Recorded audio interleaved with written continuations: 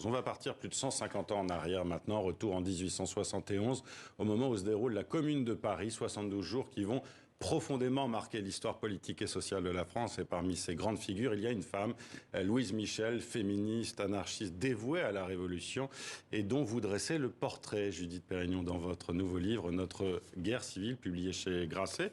Ce livre découle d'ailleurs d'une série documentaire, Louise Michel, Femme Tempête, que vous avez réalisé pour France Culture. Pourquoi prolonger d'abord cette aventure dans un livre ? C'est généralement plutôt l'éditeur qui... Moi, j'ai du mal parce que justement, la radio, c'est du son, c'est de la musique, c'est des archives. Là, c'est une forme écrite, brute. Et c'est l'éditeur Christophe Bataille de chez Grasset qui m'a proposé. Et donc, j'ai repris le texte, la trame. Je l'ai modifié pour effectivement que ça devienne un livre et plus une émission de radio. Alors, ce travail que vous avez effectué en radio et sur ce livre sur Louise Michel, d'où vient-il ? Qu'est-ce qui vous intéressait tant chez cette femme ? Il y a une forme de radicalité qui, je crois, est effacée parce qu'aujourd'hui, vous avez des écoles, Louise Michel, des maisons de retraite. Louise Michel, c'est comme si c'était... Elle a été institutionnalisée d'une certaine manière. Oui. Complètement à différentes époques. Après la guerre par les communistes, qui l'ont mise parmi les résistants, puis par le féminisme d'État des socialistes dans les années 70-80. Et aujourd'hui, elle est au fronton de toutes nos écoles, les maisons de retraite, comme si elle appartenait effectivement à l'histoire de la République, mais c'était une radicale, c'était une violente. Parfois, elle parlait de commettre des meurtres. Alors quand aujourd'hui la radicalité... Elle a voulu d'ailleurs assassiner Adolphe Thiers, vous le dites. Elle voulait assassiner Adolphe Thiers, elle était très inspirée par les nihilistes russes. Et aujourd'hui, la moindre radicalité est taxée de dangereuse, mais quand elle est bien morte et bien enterrée, la République aime se l'approprier. Donc je voulais faire entendre ça. Alors pour écrire sur Louise Michel, vous avez interrogé des historiennes, des historiens, bien sûr, mais vous êtes surtout vous-même plongé dans les archives officielles la concernant. Qu'est-ce que vous avez découvert ? Alors les archives, c'est les archives de la police notamment, mais il y a aussi les écrous, puisqu'elle a fait beaucoup de prisons. Et donc les archives, ce qui est bien, c'est qu'on entend une langue du jour même. On n'est pas 150 ans après, il y a le sergent... C'est ce qui rend le livre très vivant, d'ailleurs. C'est l'idée, c'était de retourner à l'époque. Et donc on lit le rapport du sergent, le rapport de l'indic, qui s'est infiltré dans une réunion anarchiste. Il y a ce regard très masculin, très condescendant sur cette femme, dont on dit qu'elle est dangereuse, qu'elle est laide.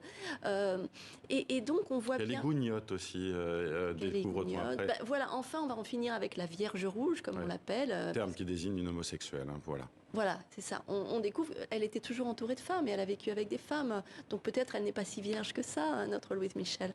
Et donc toute cette littérature, même policière, en creux, on arrive à reconstituer son retour de la commune, mais pas que son histoire, toute l'histoire de cette époque. C'est ça, vous écrivez en creux aussi l'histoire de la commune. Ce qui est intéressant aussi, c'est que Louise Michel, bien sûr, est une icône, une figure de cette période, mais vous écrivez aussi sur toutes ces autres femmes qui ont participé à la commune. Qui étaient-elles, ces femmes ? Ces femmes, c'était des Parisiennes, c'était des ouvrières ou des femmes des quartiers populaires. En tout cas, il faut savoir que d'ailleurs l'union libre était très pratiquée dans ces quartiers populaires. Elles étaient des cantinières, des ambulancières pour aider dans les combats. Et puis elles ont pris les armes. Certaines étaient des intellectuelles, les plus bourgeoises éduquées, d'autres pas. Mais il y a beaucoup de femmes dans cette histoire qui étaient cachées par la seule femme qui reste, Louise Michel. Donc le livre s'ouvre par le portrait des pétroleuses, comme on les accuse d'avoir fait brûler Paris. Et ce n'est pas d'abord Louise Michel, c'est d'autres femmes dont on a oublié le nom. Et je m'en voulais de ne pas les connaître, en fait. Et on les connaît un peu. Et il y a peu de choses qui sont écrites souvent. Mais c'est déjà précieux, dit la personne, justement, qui vous en parle dans le livre. Il y a aussi... vous le rappelez, tous les courriers qu'elle a adressés à Victor Hugo. Malheureusement, les courriers qu'elle a reçus de Victor Hugo n'ont pas été retrouvés. Que disent-ils, justement, ces courriers qu'elle adresse à cet homme qu'elle idolâtre d'une certaine manière et qu'elle a rencontré plusieurs fois ? Oui. Alors, c'est une histoire qui commence quand elle a 18 ans. C'est une jeune fille de province qui aime la poésie. C'est le siècle de la poésie. Qui vient d'un milieu particulier aussi. Elle est sans doute la bâtarde, comme on disait à l'époque, d'un maître de château.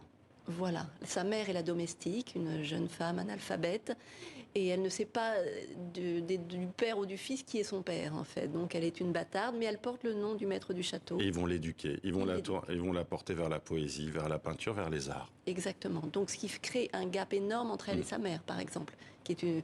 Et... Sa mère voulait absolument qu'elle se marie. Ils ont toujours eu des relations compliquées en plus. Oui, mais elle ne prolonge pas l'histoire. Une bâtarde née d'une domestique aurait dû partir sombrer dans l'oubli et l'histoire des classes populaires. Et elle, par l'éducation qu'elle a reçue, elle se construit une histoire, elle sublime son histoire, et elle écrit à Victor Hugo. Beaucoup de gens écrivent à Victor Hugo, mais à 18 ans, elle écrit à Victor Hugo, qui lui répond. Qui lui répond, c'est surtout ça. Qui lui répond. Et les premières lettres, il sent une jeune femme qu'il admire et qui aime la poésie, donc il la protège, il l'encourage. Mais elle va venir à Paris, et elle va devenir cette figure de la Révolution.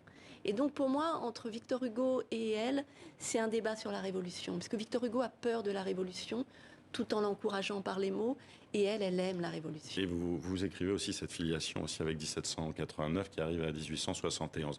Vous dites aussi que la Commune de Paris est une guerre civile qui reste méconnue en France. C'est le titre de votre livre aussi, hein, Notre guerre civile. Pour quelles raisons, selon vous? Parce que ça n'arrange pas la République française de raconter ce qui s'est vraiment passé. C'est une guerre. Ces gens-là de la Commune, ils veulent que la Révolution se poursuive, qu'elle soit sociale.